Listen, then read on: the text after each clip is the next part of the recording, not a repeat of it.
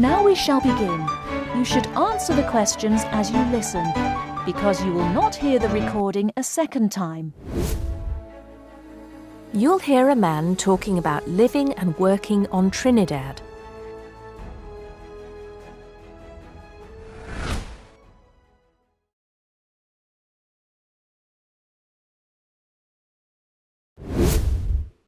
You should answer the questions as you listen, because you will not hear the recording a second time.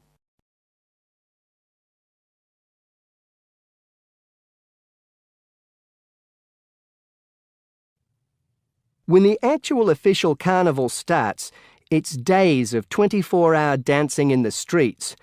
In Trinidad, it's called whining.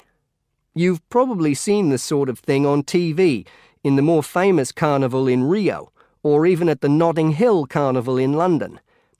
Many people join bands, each one of which has a theme. For example, the sea or jungle fever, and they have costumes designed and made to go with the theme. These can cost $1,000 for the king and queen of each band. They're incredible. The whole city is a non-stop party zone, full of colour and sound. It's serious too. The bands are in competition and the winner gets $1 million.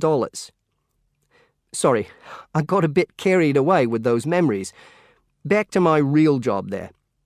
The orphanage was called St. Augustine's, and that's also the name of the place where it was, St. Augustine, a town just outside the capital city, Port of Spain. I didn't have any particular job description, just to be with the children and tell stories, sing songs and play games. Oh, and we also went camping in the jungle once. I could tell you a few stories about that particular escapade. Every time I arrived at the gate, kids would come running towards me, shouting, with big smiles on their faces.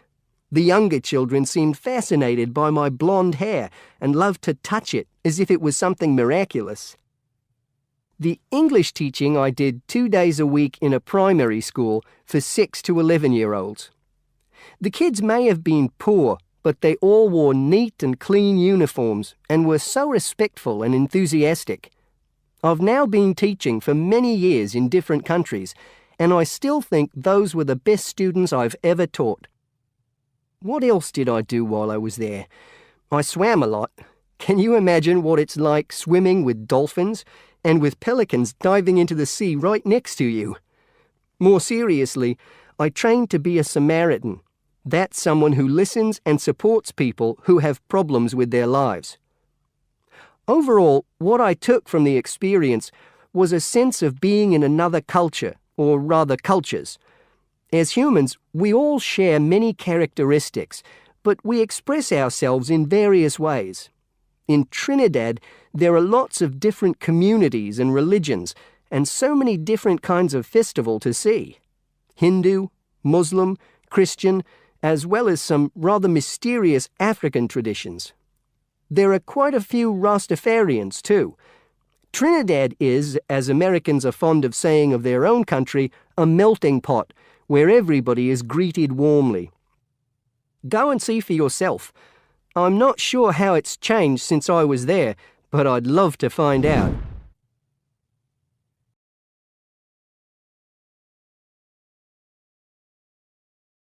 Thank you. Now we're done with the first part. You now have half a minute to check your answers.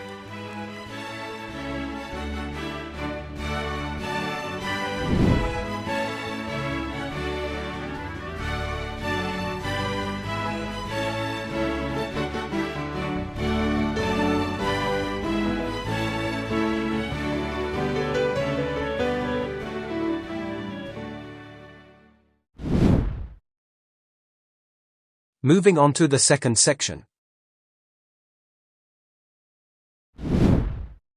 You will hear a conversation between an international student and the accommodation department. You have 30 seconds to look at questions 1 to 3.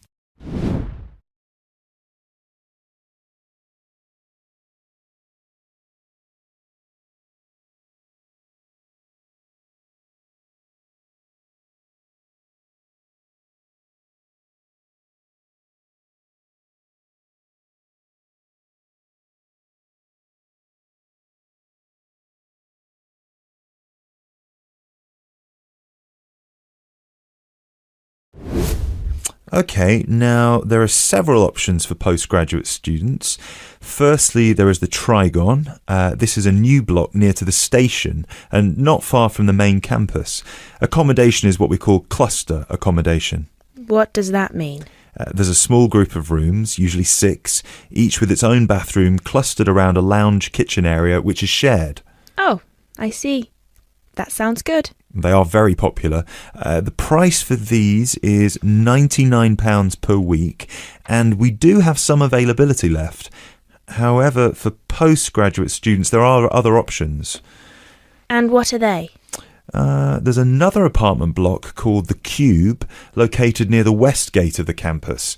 Accommodation there is in 1 or 2 bedroom self-contained flats. So, the cube is self-contained? How does that work? Well, basically, they're just like ordinary apartments. Each apartment has 1 or 2 study bedrooms with ensuite bathroom, a lounge and a kitchen. And what is the price of those? For the 1 bedroom, it is £180 per week, and for the 2 bedroom, it is £110 per week for each person. And can I choose who I share with? If you have a friend and you would like to share with them, of course, we can reserve a 2-bedroom apartment for you both. Otherwise, you just have to share with whoever else is there. Obviously, it will be another woman. I will have to think about this. Do I have to make a decision now? No, but we don't have much accommodation left, so I can't guarantee that there will still be availability if you leave it too long. Yes, that's fair. I have a friend in the management department who might like to share. I will speak with her and get back to you this afternoon. Okay, fine. Do let us know as soon as you can. I will do. Thanks for all your help. My pleasure. Bye. Bye.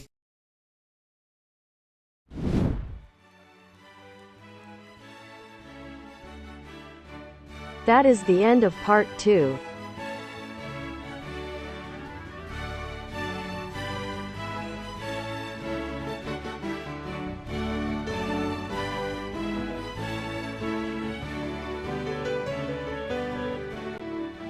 You now have half a minute to check your answers.